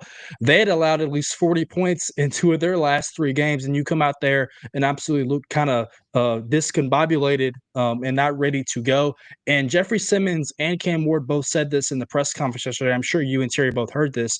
They both admitted that the Titans came out flat on Sunday, and they did not have a good practice on Thursday. And that's kind of mind-boggling to me, Blaine, because they won last week in Arizona, had some momentum going into the week, and to think that that team comes out flat with an opportunity to make it back-to-back wins ahead of Mike Vrabel coming to town, which we'll get into here very quickly, that seemed like a very much of an indictment on Brian Callahan and this coaching staff. Yeah, how do you look bad after a win, right? That's so confusing. I think to most every media member in Nashville is that you finally have a positive turn and some momentum, and then you come out flat. You have one of your worst practices on a Thursday before you're heading out to Las Vegas. Credit to the Raiders.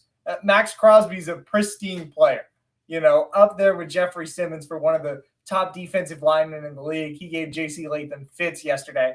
But you're right overall. Las Vegas are not world beaters defensively. Indianapolis proved that 2 weeks ago with that 40-point performance that you referenced. So there was a chance. I think there was some optimism probably from the inside as well that the Titans could finally string some wins together. And when they weren't able to do that and were so far from doing it, they decided to pull the plug. Blaine, I talked about this with David during our top story, talking about Brian Callahan getting fired. But when the Titans started 0-3 and they were getting ready to go to Houston to play the Texans, the big storyline that week was that, do you pull the plug on Brian Callahan if they go down to Houston and get absolutely smoked? Because that's the one team in the NFL you can't get blown out by if you're the Tennessee Titans. They got blown out 26-0. They didn't fire Brian Callahan, and then the next week they beat Arizona. But do you think that with the Patriots coming to town next week, that this was done kind of to maybe save face a little bit, just in case Brian Callahan got blown out by Mike Vrabel, and then you fire Brian Callahan after losing that game and Mike Vrabel seems to get the last laugh? Well, yeah, I think there's that side of it, Calvin. There's also the thought that it's an indictment on the organization that they're just reactionary at that point. If you do it a week early, you don't necessarily have that trend as much. It's still going to happen. Mike Vrabel's still going to come in here and hang 30 on him. I think that's the consensus. but they did this a week early for that reason. But I think they wanted to keep Brian Callahan throughout the season to show as an organization that they're not that. That's part of the challenge too here, is that whenever you're trying to get some of these top flight coaches in the next cycle, there's still going to be a lot of talk about the firings that have happened since 2022. 2 coaches, 2 GMs, who knows who's next. I'm not sure a coach is going to find that super attractive whenever that's been the case, that there's not that much of an opportunity to build something. Brian Callahan got 23 games. How many games am I going to get if I accept this job? Yeah, absolutely, Blaine. Kind of transitioning on the injury front, we mentioned Calvin Ridley with a hamstring injury in the second quarter. Joey Sly was inactive prior to this matchup with a calf. Arden Key out as well with a quad. Obviously, the 2 of those players inactive going into the matchup. Brian Callahan may have necessarily spoken on them, but what did he say post game yesterday? Obviously about Calvin Ridley, who is one of the viable weapons for Cam Ward. Without him, it was very bleak to say the least. So, what are you hearing on Calvin Ridley's status heading into New England this weekend? Typically on Monday, that's when they have a clearer picture on how the injuries kind of panned out from this previous game.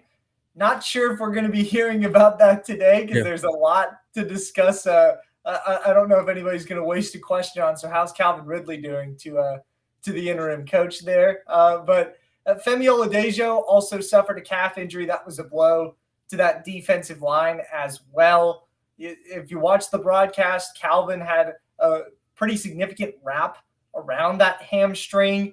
And some people speculate, I don't want to report that it could be a prolonged injury, but he is somebody that relies on a lot of speed, and that plays into the hamstring a little bit. So this could be longer than a 1 game kind of absence. I thought that Van Jefferson stepped in all right in absence of Calvin Ridley. He caught 4 catches for 75 yards. Alec Iomanner, who played well for the first couple of weeks, he was non-existent in this game until the fourth quarter. And Tyler Lockett, another offseason acquisition, did not play very well at all. So that was a big blow to the receiver corps for sure. Blaine, one final thing for me, going back to the dysfunction surrounding the team. I know obviously there's 11 games left or whatever, but just looking at next year, with everything that's gone on with the Titans the last couple of years, with them being so quick to fire people, what do they have to do to just make sure they get it right next year and take somewhat of a step in the right direction? That's a great question. I mean, I think if you're looking at how Mike Borgonzi and Chad Brinker have visualized or laid out their plan to rebuild the Titans, you need quantity and you need quality of draft picks, right? So if things continue to go south for the Titans under whoever the interim coach may end up being, then you have a high draft pick where you don't necessarily need to take a swing on a guy at 4, 5, 6, 7.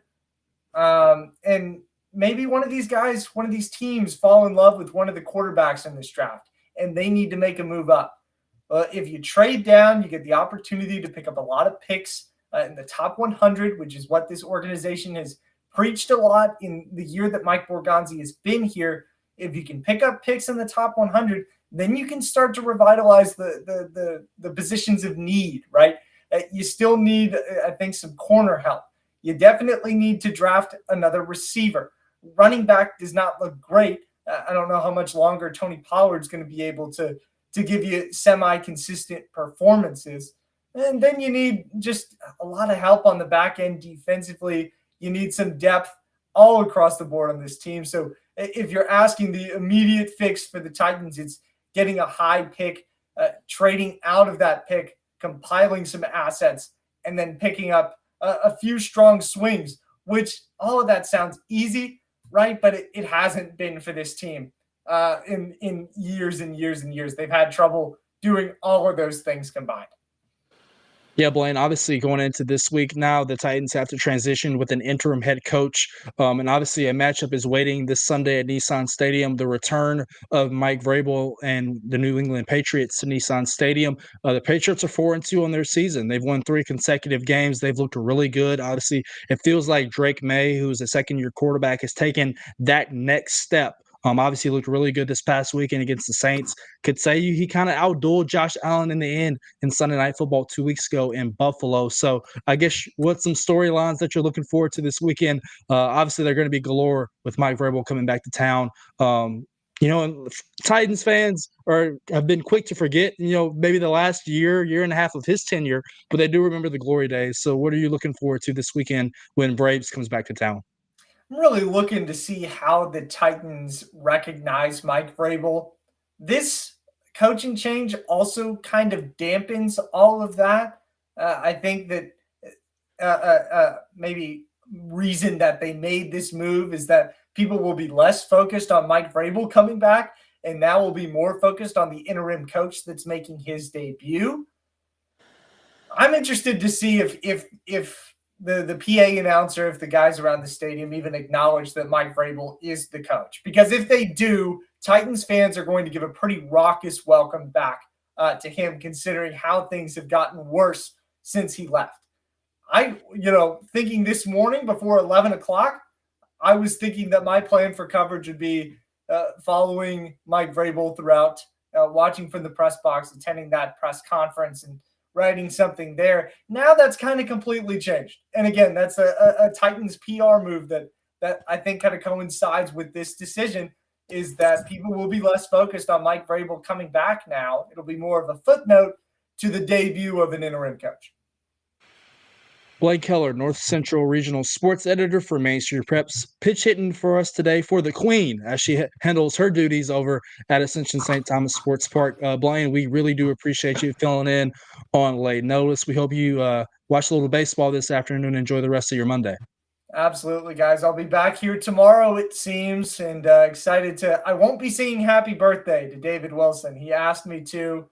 Thought I'd get that out of the way right away. I'm not singing, but I'll be here at the request of Calvin. So thanks for having me on, guys. I'll see you there. Well, in that case, I expect a Gengar appearance, at least one tomorrow afternoon for my birthday. Brian, have a good rest of your Monday. We'll see you tomorrow. Thanks, guys. Coming up on the show, it'll be a final segment on a weekend wrap-up edition of Main Street Sports Today, presented by the Tennessee Orthopedic Alliance of Columbia. We have some big news across the world of sports this weekend. WNBA title wrapped up. The Aces picked up their 3rd championship in 4 years. NASCAR, Denny Hamlin punched his ticket to the round of 4 in the championship race at Phoenix. All that and more coming up on the weekend wrap-up segment here on Main Street Sports Today, so stick with us.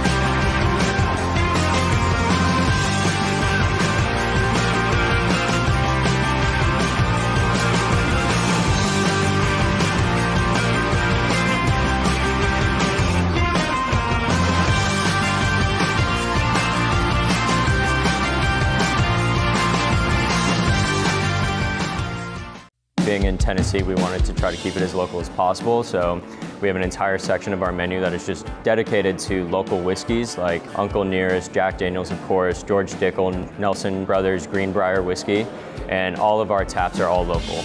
From 2 o'clock until midnight, we've got food every day for you guys. A good handful of appetizers, some entrees, and a couple salads and things like that. My name is Ethan Kanata. Please come down and see us at the Pick Lobby Bar here at the Omni in Nashville.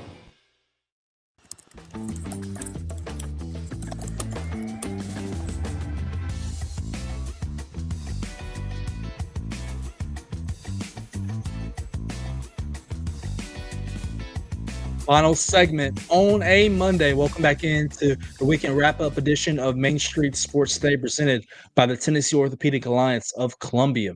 David Wilson, That is Calvin White. Wrapping up a wild and wacky, it's not Wednesday, but it feels like it, sports weekend here across the world of sports in the United States. We'll start things off on Friday where Mo Patton and my mother both probably popped some champagne bottles on Friday night as the Las Vegas Aces picked up their third championship in 4 seasons as they swept the WNBA Finals over the Phoenix Mercury on Friday in the Valley of the Sun. The Aces defeated the Mercury 97-86 in the Mortgage Matchup Center. Asia Wilson, regular season MVP and now Finals MVP, as she picked up her second career WNBA Finals MVP. Asia Wilson had 31 points.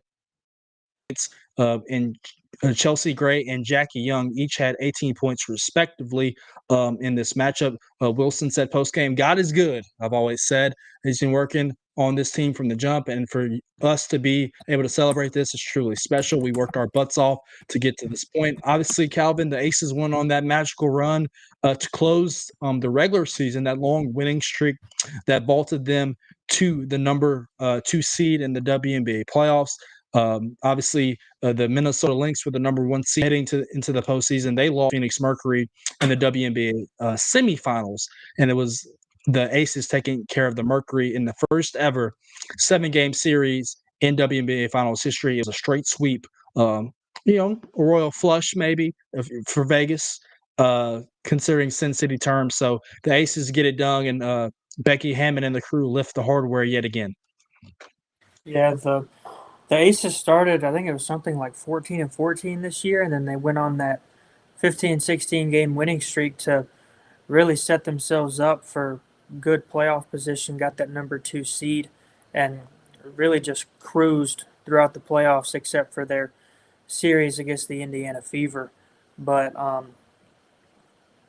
even in game 4 against the Mercury in the finals, they were up 20, late in the third quarter, and the Mercury were able to cut that thing to 6, and but the Aces have arguably the best team in the league. They've definitely got the best player in the league, and they've shown it over the last couple of years. They've just steamrolled their way to 3 titles in 4 years, and right now they're set up to, they say 3 championships is a dynasty, and as long as they keep that core together, I would assume they're going to continue to just dominate the WNBA. Yeah, a good nugget by you on the Aces' slow start to the season. They only won 9 of their first 20 games, so they were 9-11. As you mentioned, they finished the regular season on a 16-game winning streak.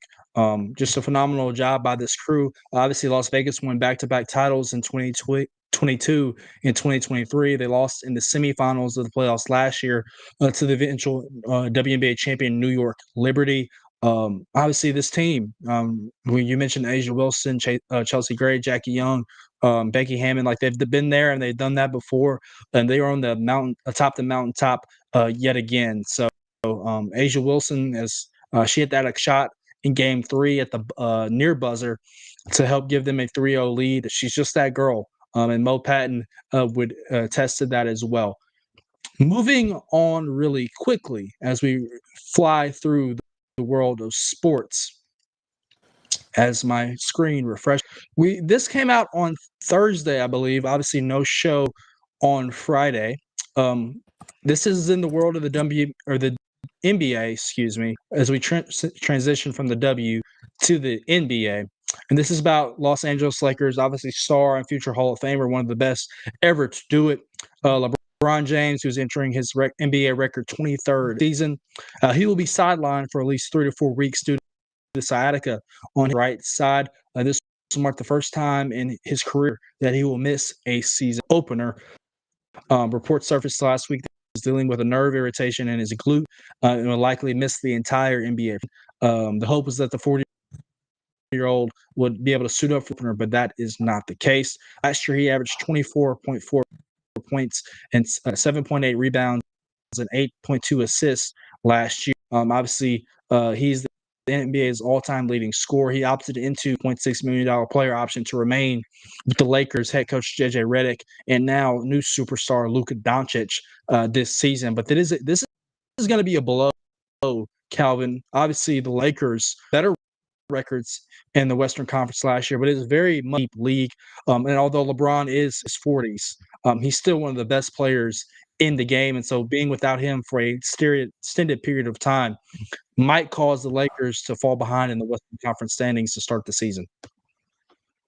Yeah, I think he was like second team All NBA last year at 39 and 40 years old. The Lakers won 50 games for the first time in 4 or 5 years, I want to say. And, you mentioned the Western Conference, especially with the Timberwolves and the Thunder and the Nuggets. If you get off to too slow of a start, you might put yourself in such a hole that you can't dig yourself out of. And I think we talked about this a couple weeks ago as well when it first got released that LeBron was hurt.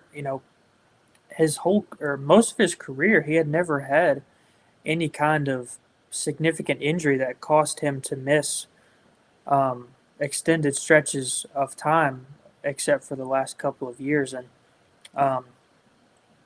the Lakers can't afford to put themselves in a hole early, even with Luka Doncic on their team. Putting yourself in a hole against the Timberwolves, who've turned out to be one of the better teams in the league over the last couple of years. The Nuggets have arguably the best player in the league in Nikola Jokic. And the Thunder are your reigning NBA champions. They have steamrolled to the title last year, won almost 70 games. So you can't afford to put yourself in a hole early against 3 squads of that caliber. Yeah, and last night, Calvin, while I was sitting on my bed and watching a little TV, I caught an end of the Nuggets and the Clippers preseason game, and Kawhi Leonard looked very efficient in his limited minutes, obviously, for the Clippers in their preseason game. So I know this is a big if with Kawhi Leonard. It always feels he's never healthy to play the full 82 and the postseason. But if the Clippers can somehow get a consistent Kawhi Leonard, they're just another team that's going to be right there in the mix at the top of the Western Conference standings against, as you mentioned, the Timberwolves, obviously the reigning NBA champion Oklahoma City Thunder. You got to think about Golden State, obviously with Stephen Curry and his brother Seth Curry now. So the West is just so deep. You think about the Spurs, an up-and-coming team with Victor Wembanyama and Dylan Harper, Blue Cornet, etc., Stephen Castle.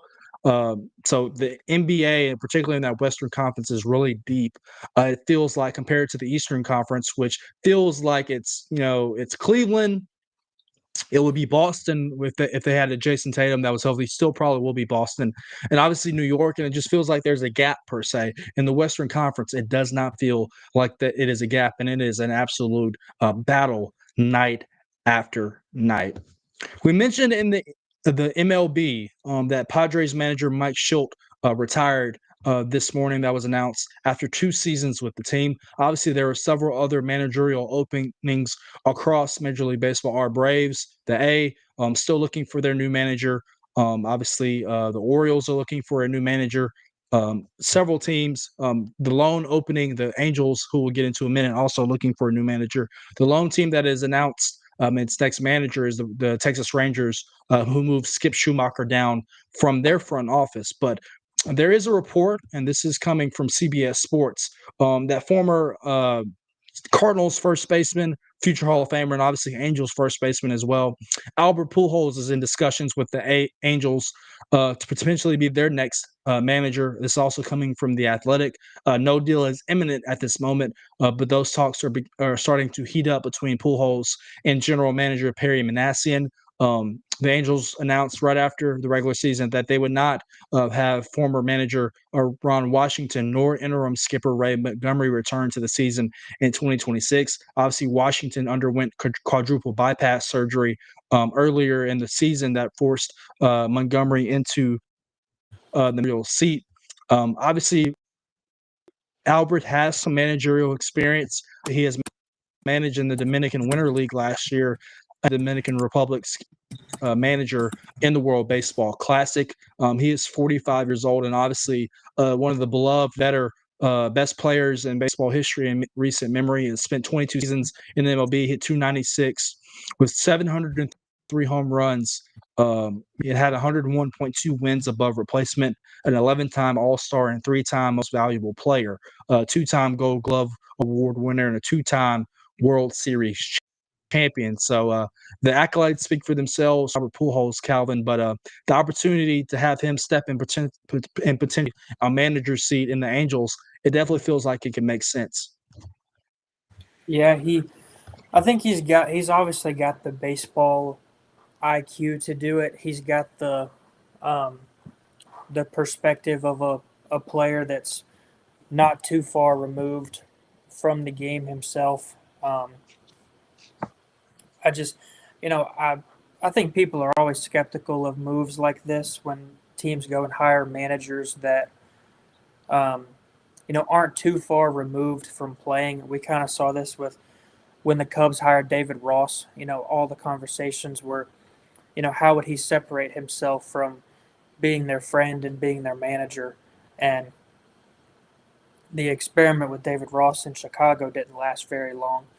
But, I think that I'm not going to say Albert Pujols would be like Dusty Baker or Bruce Bochy, but it seems like no matter who the Angels have hired over the last 10, 15 years, they just haven't been able to be successful. They've got the best player not named Shohei Ohtani of the last 15 years in Mike Trout. And Mike Trout's only ever played in one playoff series. And so it feels like no matter who the Angels hire, you almost like your brain automatically assumes that it's not going to make a difference because they've been so bad for so long. But, as a fan of the game and someone who loved Albert Pujols growing up, it would be fun to watch. I just don't know how successful they would be just in terms of he's never been a major league manager before, even though he does have experience over in the Dominican Winter League, and how he would, find a way to separate himself from being, a former player and a major league manager. Yeah, good points right there about you, Calvin. Obviously, as the American League Championship Series Game 2 about to get underway on Fox, for those of you looking for that, obviously you can flip over and tune in. News and notes from NASCAR yesterday. Calvin's favorite subject, favorite sport. Denny Hamlin punched his ticket to the round of 4 of the championship race in Phoenix with a victory in Las Vegas yesterday afternoon. Hamlin passed Joe Gibbs' racing teammate Chase Briscoe with under 10 laps remaining in that one and held off a hard-charging Kyle Larson to win his 60th career race. Congrats to Denny Hamlin of Joe Gibbs Racing. As he looks to capture his first NASCAR championship, he will fight for that. Obviously, the NASCAR Cup Series schedule will head to Talladega this weekend, and they will close the round of 8 at Martinsville, the short track in Virginia, next week.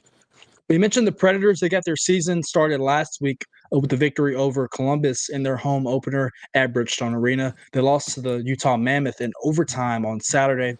They had a matinee matchup in Canada against Ottawa this afternoon, and the Preds picked up a 4-1 win over the Senators to move to 2-0-1 on their season. Goaltender UC Saros with 31 saves in net for the Predators this afternoon. Jonathan Marchessault with 2 goals in that matchup. Ryan O'Reilly with a goal, his second of the season, and Craig Smith with an empty netter in there as well. The Predators will continue that road trip to start their season on tomorrow afternoon in Toronto against the Maple Leafs. They also travel to Montreal as well and to Winnipeg before coming home to face the Anaheim Ducks next weekend, next Tuesday at Bridgestone Arena.